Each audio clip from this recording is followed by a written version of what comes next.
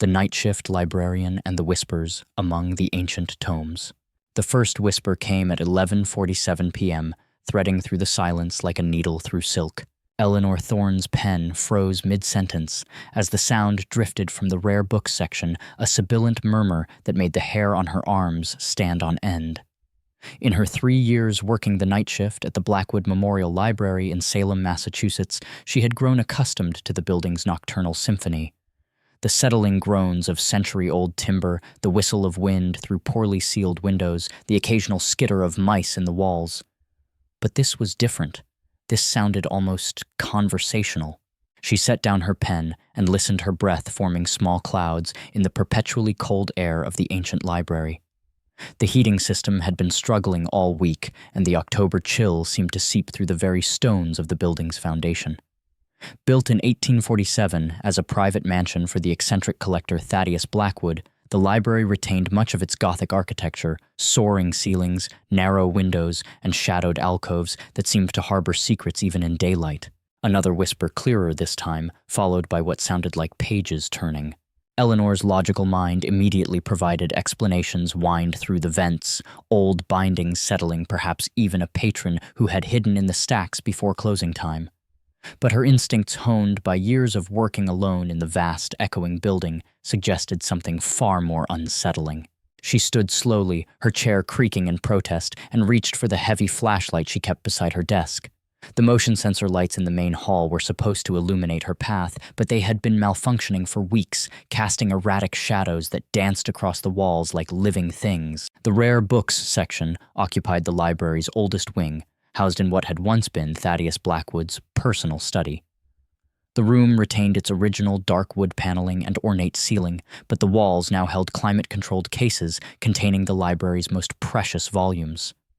Some dated back to the colonial period, others were medieval manuscripts that Blackwood had acquired during his travels through Europe in the 1830s. As Eleanor approached the archway leading to the rare books room, she heard it again, not just one whisper now, but several overlapping and interweaving, like voices in heated discussion. The sound sent a chill down her spine that had nothing to do with the building's temperature. She paused at the threshold, flashlight raised, and peered into the darkness beyond. The motion sensors should have triggered the moment she stepped forward, but the room remained shrouded in shadow. She could make out the familiar silhouettes of the display cases, their glass surfaces reflecting her flashlight beam in fragmented patterns. "Hello," she called softly, feeling foolish even as the word left her lips. "Library's closed. If someone's in there, you need to come out now." The whispers stopped abruptly, as if someone had suddenly clapped a hand over multiple mouths. The silence that followed was somehow worse than the voices had been, thick and expectant, like the moment before a thunderclap. Eleanor took a tentative step forward, and the motion sensors finally responded, flooding the room with harsh fluorescent light. She blinked rapidly, waiting for her eyes to adjust, then methodically swept her gaze across every corner of the space. Empty, completely, utterly empty. The display cases stood undisturbed, their locks intact. The few chairs positioned for researchers sat precisely where they should. Nothing was out of place, nothing had been moved or disturbed. Yet the feeling of presence lingered in the air like incense, the unmistakable sense that she was not alone. Eleanor spent another 10 minutes searching the room, checking behind every case, examining the windows for signs of forced entry, even running her hands along the wall panels to ensure they were secure. Everything appeared normal, yet her unease only deepened. It was as she was preparing to leave that she noticed the book. The Codex Umbra sat in its usual place within the central display case, but something was different. The ancient leather tome bound in what appeared to be black snakeskin was open. Eleanor was certain it had been closed when she'd given her tour to the graduate students earlier that day. The Codex was one of the library's most mysterious acquisitions, a medieval manuscript of unknown origin that Blackwood had purchased from a Venetian antiquarian in 1834.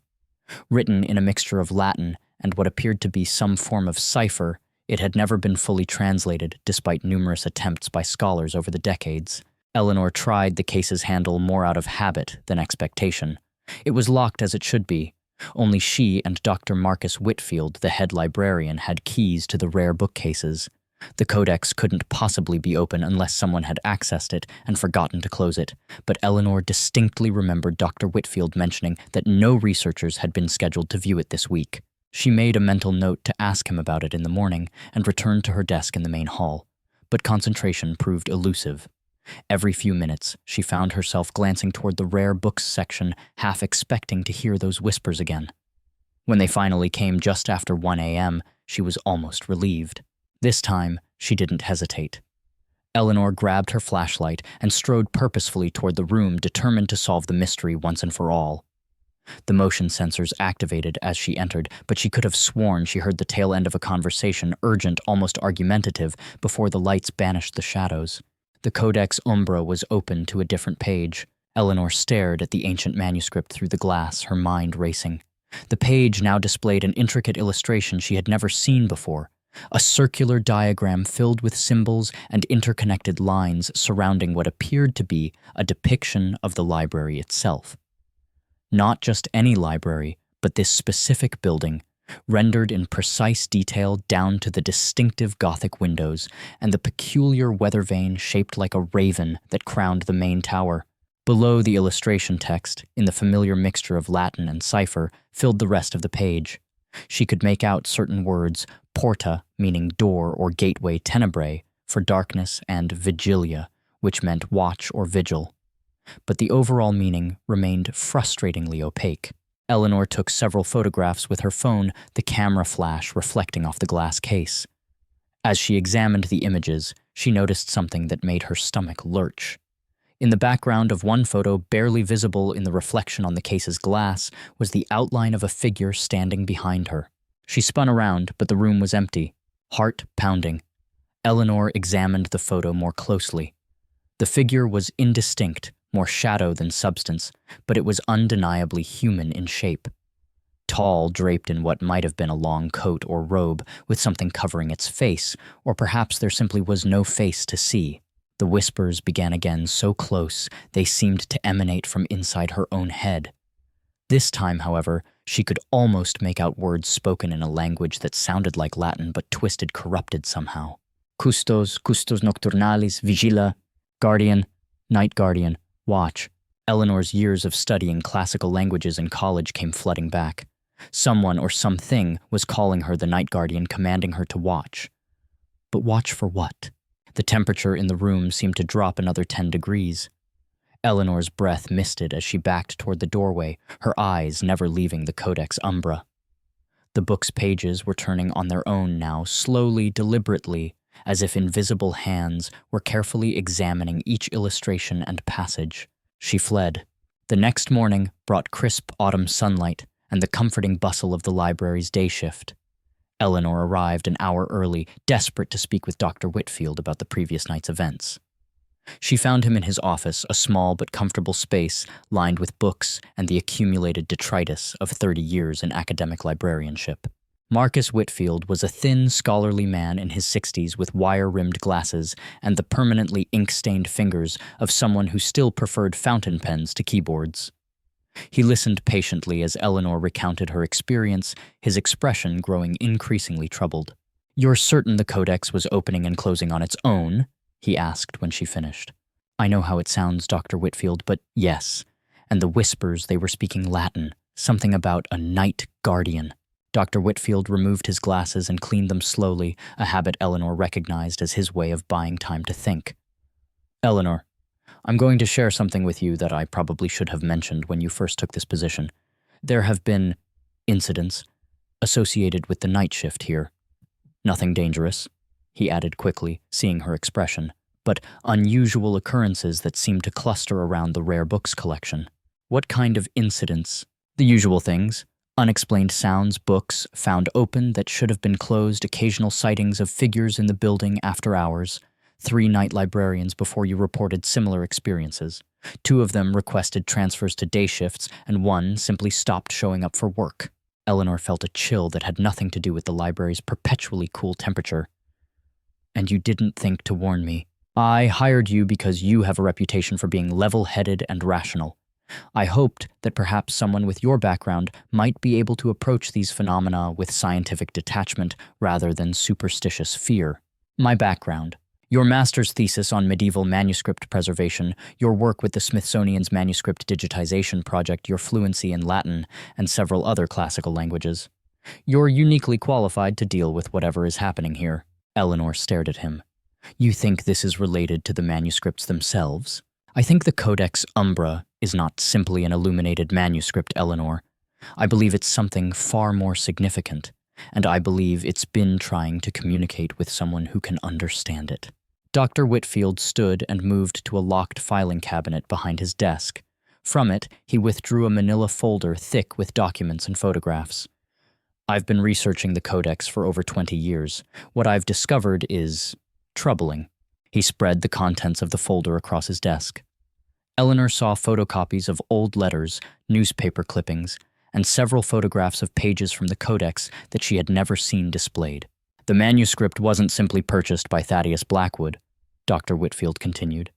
It was specifically sought out by him after he received a series of letters from a Venetian scholar named Alessandro Grimaldi.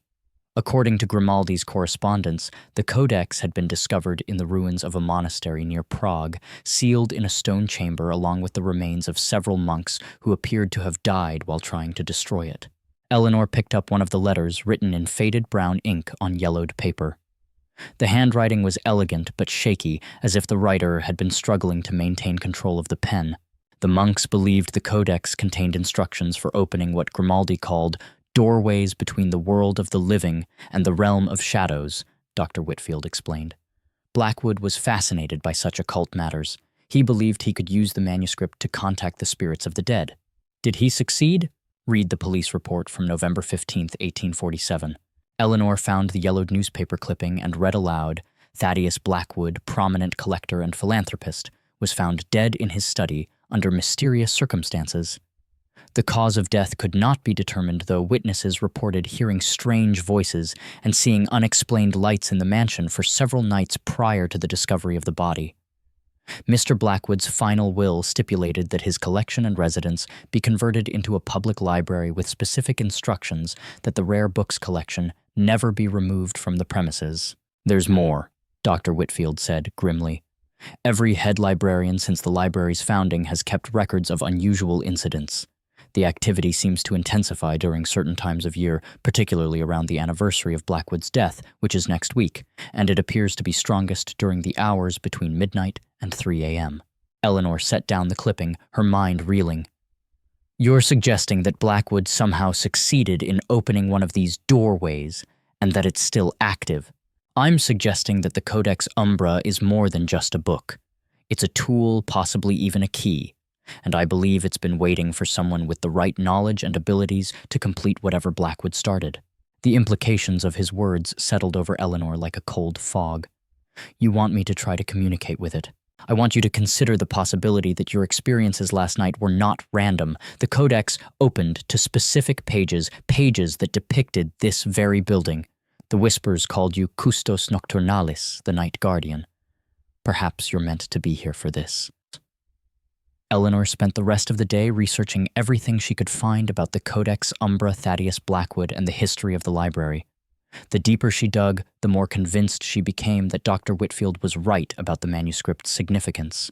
The Codex appeared to be a compilation of various occult texts assembled by an unknown author sometime in the 13th century. Several of the symbols and diagrams matched those found in grimoires and magical texts from across medieval Europe, but others were unique, seemingly original creations. Most disturbing were the accounts of similar manuscripts surfacing throughout history, always accompanied by reports of unexplained deaths, disappearances, and supernatural phenomena. As evening approached, Eleanor found herself both dreading and anticipating her return to the night shift. Armed with her new knowledge and a small arsenal of reference books on medieval Latin and occult symbolism, she felt better prepared to face whatever the night might bring. The library fell quiet by 9 p.m., the last of the evening patrons departing into the crisp October night. Eleanor made her usual rounds, checking that all windows were secure and all lights were properly dimmed. She paid particular attention to the rare books section, noting that the Codex Umbra was closed and appeared exactly as it should. She settled at her desk with her research materials spread around her, a cup of coffee growing cold at her elbow. The building's familiar night sounds began their familiar symphony, but Eleanor found herself listening for something else, waiting for the first whisper that would signal the beginning of another supernatural encounter. It came at 11:47 p.m., exactly as it had the night before. This time, Eleanor was ready. She gathered her flashlight, notepad, and camera and walked calmly toward the rare books section. The whispers grew stronger as she approached, but they no longer frightened her. Instead, she found herself straining to understand the words, to catch the nuances of meaning in the strange, corrupted Latin. The motion sensors activated as she entered the room, but the whispers continued unabated. The Codex Umbra was open again, this time, to a page filled entirely with text. Eleanor approached the display case and began photographing the manuscript while simultaneously attempting to translate the visible passages. Porta intermundo, gateway between worlds, she murmured, reading from the ancient text. Custos vigilii, the guardian watches. In tenebris veritatis, in the darkness of truth. The whispers seemed to respond to her voice, growing more excited, more urgent.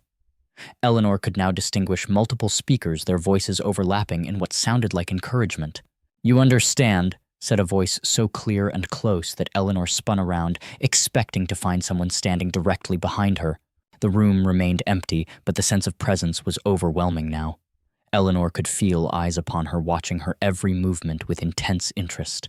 "Who are you?" she asked aloud, feeling only slightly foolish. "What do you want?" "We are the guardians who came before," the voice replied, seeming to emanate from the air itself. "We have waited so long for one who could hear us, who could understand the words of the Codex." "Guardians of what?" "The boundary, the threshold, the place where life meets death and death meets life again." Eleanor felt her rational mind struggling to process what was happening. She was having a conversation with invisible entities in a library at midnight, discussing metaphysical boundaries as if they were perfectly normal topics.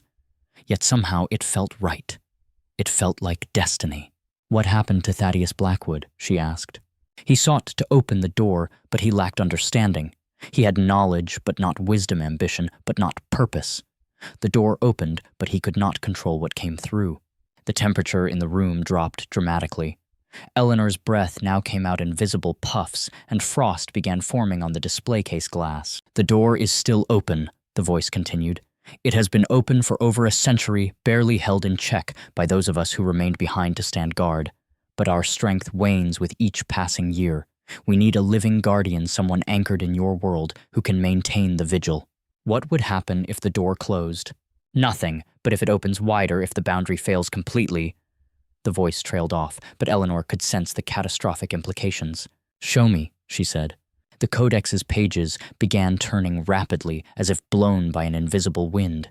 They stopped at a page Eleanor had never seen before, one that depicted a scene of absolute chaos. The illustration showed the library building surrounded by shadowy figures pouring from every window and door, spreading across a landscape rendered in stark black and white.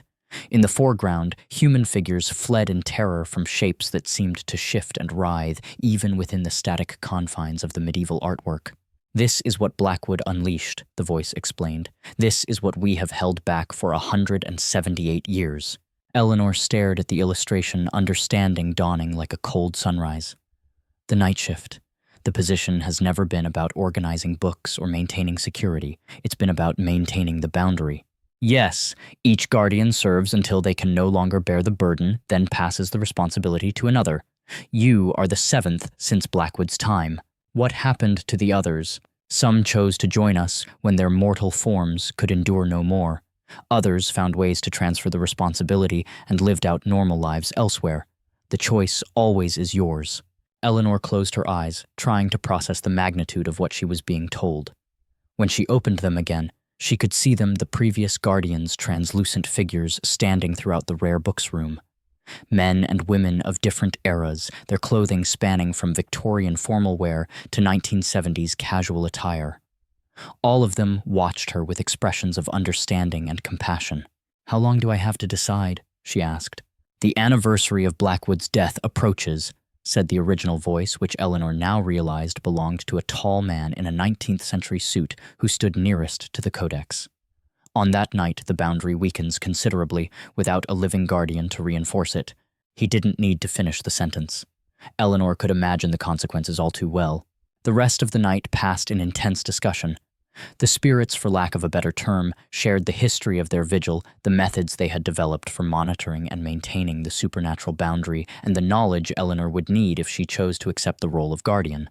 The work was not without its rewards, they assured her. The position came with certain abilities, enhanced perception, limited communication with the spirit realm, and a deeper understanding of the forces that shaped reality.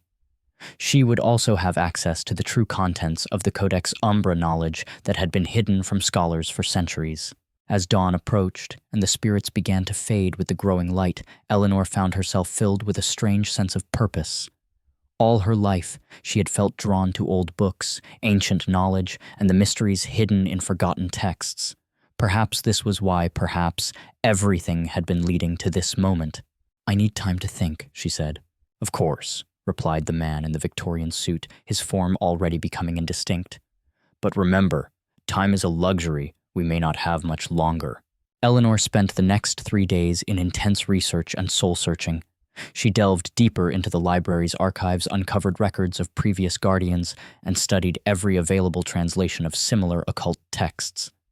The picture that emerged was both fascinating and terrifying. The Codex Umbra was indeed unique, a compilation of knowledge from various sources that, when properly understood, provided instructions for creating and maintaining doorways between dimensions.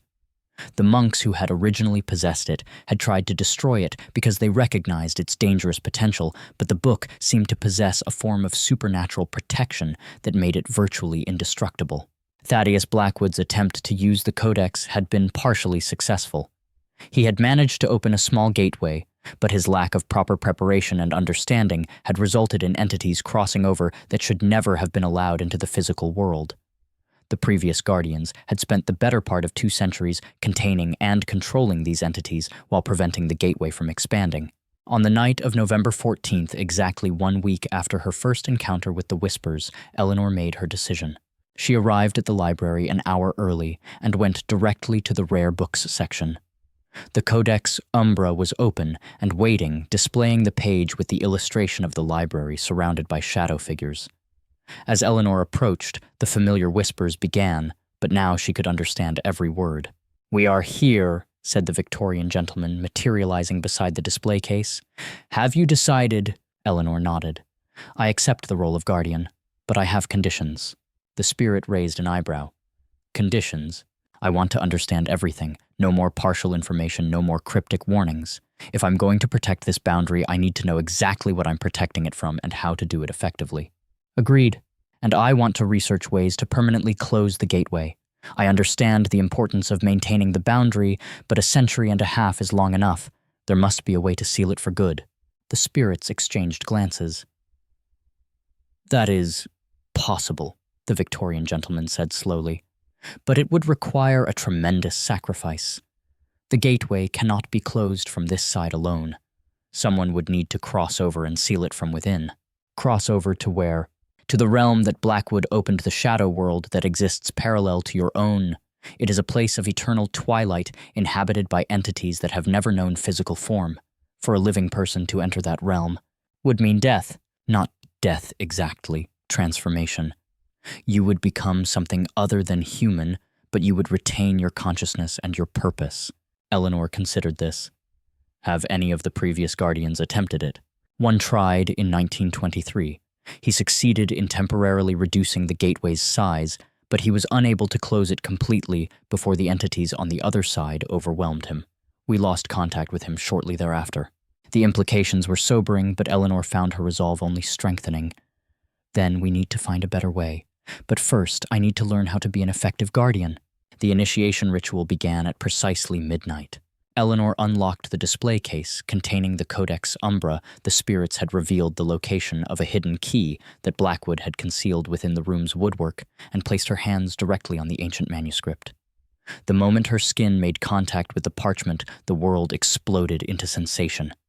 Visions flooded her mind, the monastery where the Codex had been created, the scholar monks who had assembled its forbidden knowledge, the entities they had accidentally contacted in their research. She saw Blackwood's final night, witnessed his horror as shadow figures poured through the gateway he had opened, felt his desperate attempts to close what he had unleashed. But most importantly, she saw the true nature of the boundary she was now sworn to protect. The gateway existed in a state of constant flux, sometimes barely large enough for a whisper to pass through. Other times gaping wide enough to admit entire legions of shadow entities. The previous guardians had learned to monitor its fluctuations and intervene when necessary, using techniques described in the Codex to strengthen the barrier during periods of weakness. The knowledge flowed into Eleanor's mind like water into a vessel, centuries of accumulated wisdom becoming part of her consciousness. She learned to perceive the subtle signs that indicated the gateway's condition, to recognize the different types of entities that sought to cross over, and to perform the rituals necessary to maintain the boundary's integrity. When the visions finally faded, Eleanor found herself changed. Her senses were sharper, her perception extended beyond the purely physical realm, and she could feel the gateway's presence like a constant low-frequency hum in the back of her mind. "Welcome to the vigil," said the Victorian gentleman, his form now clearly visible to Eleanor's enhanced perception. "I am Edmund Hartwell, the second guardian. I have been waiting to pass on my knowledge for 67 years. Over the following weeks, Eleanor settled into her new role with a sense of purpose she had never experienced before. Her nights were spent monitoring the gateway, performing maintenance rituals, and studying the deeper mysteries of the Codex Umbra. Her days were devoted to researching potential solutions to the centuries-old problem of permanently sealing the dimensional breach. The work was not without its dangers. Several times, Eleanor was forced to confront shadow entities that had managed to partially manifest in the physical world. These encounters required her to use techniques described in the Codex, complex rituals involving specific combinations of words, gestures, and mental focus that could banish the entities back to their own realm. Each successful banishment strengthened Eleanor's abilities and deepened her understanding of the forces she was dealing with. She began to sense patterns in the entity's behavior, to recognize the signs that preceded major attempts to expand the gateway, and to develop new methods for reinforcing the boundary during critical periods. But as the months passed, Eleanor became increasingly aware that her efforts were only delaying the inevitable. The gateway was slowly but steadily growing larger, and the number of entities attempting to cross over was increasing. Despite her best efforts and those of the spirit guardians who assisted her, they were fighting a losing battle. It was Dr. Whitfield who provided the breakthrough Eleanor needed. One morning in early spring, he arrived at the library carrying a wooden crate filled with documents and artifacts. "I've been in contact with colleagues at universities across Europe," he explained. "After our conversations about the Codex, I began reaching out to other institutions that might have similar manuscripts or related materials. What I found was illuminating. The crate contained photocopies of pages from 3 other medieval texts, all bearing striking similarities to the Codex Umbra. More importantly, it contained correspondence from scholars who had been researching what they called the Prague Codices, a collection of manuscripts that had apparently been split up and scattered across Europe centuries ago to prevent any one person from possessing the complete knowledge they contained. According to these documents," Dr. Whitfield continued, "the Codex Umbra is only one part of a larger work. The complete manuscript contained not only instructions for opening gateways between dimensions, but also detailed procedures for sealing them permanently." Eleanor felt her heart race with excitement and trepidation. "Where are the other parts?" "One is in the Vatican secret archives, another is held by a private collector in Vienna, and the third is in the British Museum. But here's the interesting part, according to these letters. All 3 institutions have been experiencing supernatural phenomena similar to what we've encountered here." The implication was staggering. If other pieces of the original manuscript had been used to open additional gateways, then the problem was far larger than Eleanor had imagined. But it also meant that there might be other guardians facing similar challenges, and perhaps together they could find a solution that had eluded individual efforts for centuries. Eleanor spent the next several months in correspondence with researchers and librarians at the institutions housing the other manuscript fragments. What she discovered both thrilled and terrified her. Each location had indeed experienced gateway openings, and each had developed its own tradition of guardianship to contain the supernatural threats. More importantly, several of the guardians had been working independently on methods for permanent closure, and their combined research had yielded promising results. The key, it seemed, lay in simultaneously performing coordinated rituals at all 4 locations. The gateways were not independent phenomena, but rather different aspects of a single multidimensional breach that existed across multiple points in space and time. Closing one gateway permanently required the others to be sealed at precisely the same moment using complementary rituals described in the complete manuscript. But the coordination required would be unprecedented. The four guardians would need to communicate in real time across vast distances, synchronize their actions to within seconds, and each perform complex rituals while under enormous supernatural pressure. The slightest error could result in all four gateways expanding catastrophically. Eleanor threw herself into the preparations with an intensity that concerned even the spirit guardians. She established encrypted communication channels with her counterparts in Rome, Vienna, and London. She studied every available fragment of the original manuscript until she could recite the closure rituals from memory. She practiced the required techniques until they became second nature, working with Edmund Hartwell and the other spirits to refine her abilities to their absolute peak. The attempt was scheduled for the anniversary of Thaddeus Blackwood's death, November 15th, at exactly 3:00 a.m. local time in each location. The date was chosen because the gateway activity reached its annual peak during that 24-hour period, making it the most dangerous but also the most opportune moment for the closure ritual. As the appointed night approached, Eleanor found herself strangely calm. The months of preparation had given her a deep confidence in her abilities and a clear understanding of what needed to be done. More importantly, she had come to terms with the possibility that the ritual might require the ultimate sacrifice she and her fellow guardians had discussed. On the night of November 14th, Eleanor arrived at the library to find the rare books section already humming with supernatural energy. The Codex Umbra was open to the first page of the closure ritual, its ancient parchment glowing with a faint otherworldly light. The spirit guardians were all present, their forms more solid and visible than Eleanor had ever seen them. "Are you ready?" asked Edmund Hartwell. Eleanor nodded, checking her watch. 2:45 a.m. In 15 minutes, she and 3 other guardians scattered across the globe would begin the most complex and dangerous supernatural working ever attempted. At 2:55 a.m., Eleanor's secure phone rang. The conference call connected her with Maria Santos in Rome, Klaus Weber in Vienna, and James Morrison in London. Each reported that their gateways were showing unprecedented activity, with shadow entities massing on the other side of the dimensional barriers. "Beginning preliminary phase," Eleanor announced at exactly 3:00 a.m. The closure ritual was divided into 7 stages, each building upon the previous one, each requiring perfect synchronization among the 4 guardians. Eleanor began with the opening invocation, her voice joining with 3 others in a Latin chant that seemed to resonate through the very fabric of reality. The response was immediate and terrifying. The gateway in the rare books section began expanding rapidly, its edges crackling with dark energy. Shadow entities pressed against the weakening barrier, their forms becoming increasingly visible as the dimensional boundary thinned. "Phase 2, Eleanor called out, moving into the second stage of the ritual. This phase required her to channel energy directly through the Codex Umbra, using the manuscript as a focus for her will and intent. The ancient book grew warm under her hands, its pages beginning to turn on their own as supernatural forces flowed through it. By phase 4, the situation had become critical. The gateway was now large enough for smaller entities to begin manifesting physically in the room. Eleanor found herself fighting a battle on 2 fronts, maintaining the complex ritual while defending against increasingly aggressive supernatural attacks. Edmund Hartwell and the other spirit guardians formed a protective circle around Eleanor, their combined willpower holding back the worst of the assault. But Eleanor could see the strain on their ethereal forms, could sense that they wouldn't be able to maintain their defense much longer. "Phase 6, she gasped, her voice hoarse from continuous chanting.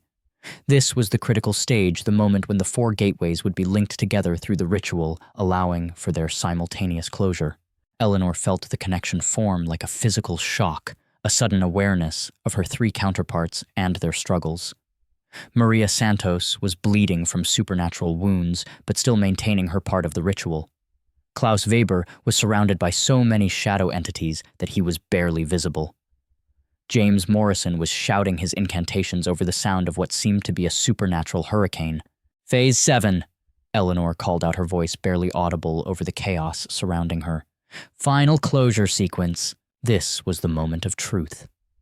Eleanor placed both hands flat on the open pages of the Codex Umbra and spoke the final words of the banishment words that had been written by medieval monks who had paid the ultimate price for their forbidden knowledge. The effect was instantaneous and overwhelming. A wave of energy exploded outward from the Codex, washing through the gateway and into the shadow realm beyond. Eleanor felt herself being pulled forward, drawn toward the dimensional breach by forces beyond her control. In that moment, she understood what the ritual truly required. Someone had to cross over, had to enter the shadow realm and seal the gateway from the other side. The monks who had originally created the manuscript had known this had built the requirement into the very structure of the closure ritual. Eleanor made her choice. Instead of fighting the pull, she embraced it, allowing herself to be drawn into the gateway. The last thing she saw in the physical world was Edmund Hartwell's face, his expression showing both pride and profound sadness. The transition was like being turned inside out, while simultaneously being dissolved and reformed. Eleanor felt her physical form dissipating, her consciousness expanding to encompass realities she had never imagined. But somehow miraculously she retained her sense of self, her purpose, her determination to complete the task she had begun. The Shadow Realm was a place of eternal twilight, filled with shapes and forms that defied description. Eleanor found herself transformed, no longer entirely human, but not fully spirit either. She existed as a being of pure will and intention, anchored by her commitment to protecting the boundary between worlds. Working with desperate efficiency, Eleanor located the gateway's anchor points within the Shadow Realm and began the final stage of the closure ritual. The entities that inhabited this strange dimension gathered around her, some curious, others hostile, but none able to interfere with her work. She was operating on a level of reality that transcended their understanding. One by one, Eleanor sealed the anchor points, feeling each closure,